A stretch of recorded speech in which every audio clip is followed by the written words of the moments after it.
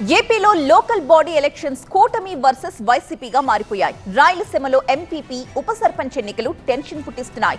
అనంతపురంలో 2 చోట్ల, పశ్చిమ గోదావరి జిల్లాలో 2 చోట్ల ఎంపీపీ ఎన్నికలు వాయిదా పడ్డాయి.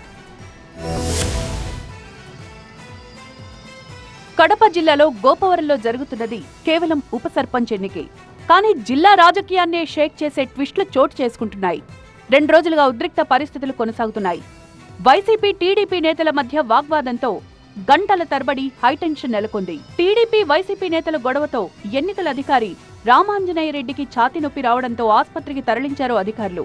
ఎన్నికల అధికారికి చెస్ట్ పెయిన్ రావడంతో ఉప సర్పంచ్ ఎన్నిక మరోసారి వాయిదా పడింది. ఉప సర్పంచ్ ఎన్నిక వాయిదా పడ్డంపై వైసీపీ నేత రాచమల్లి శివప్రసాద్ రెడ్డి ఆగ్రహం వ్యక్తం చేశారు.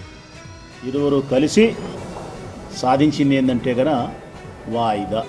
నిన్న పోలీస్ సహకరించింది, ఈరోజు కలెక్టర్ సహకరించినాడు. మీరు బాగా గమనించుకోండి.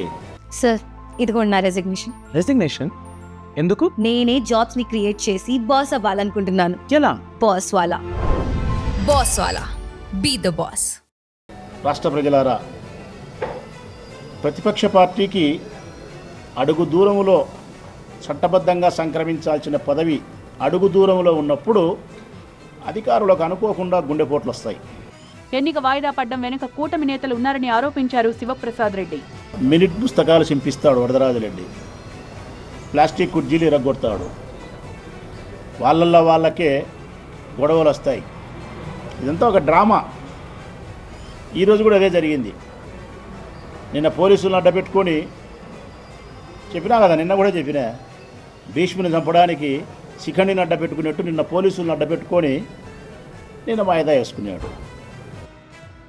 ఉమ్మడి అనంతపురం జిల్లాలో ఎంపీపీ ఎన్నికలు ఉద్రిక్తతలకు దారితీశాయి. గాండ్లపెంట, రామగిరి ఎంపీపీ ఎన్నికలు మళ్లీ వాయిదా పడ్డాయి.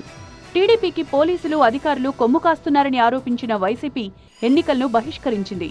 మరోవైపు గాండ్లపెంటలో నిన్నటి వరకు వైసీపీకి 5, టీడీపీకి 2 సభ్యులు ఉండగా రాత్రికి రాత్రే ఎమ్మెల్యే కందికుంట వెంకటప్రసాద్ సమక్షంలో తెలుగుదేశం కండువా కప్పుకున్నారు వైసీపీ ఎంపీటీసీ భారతి.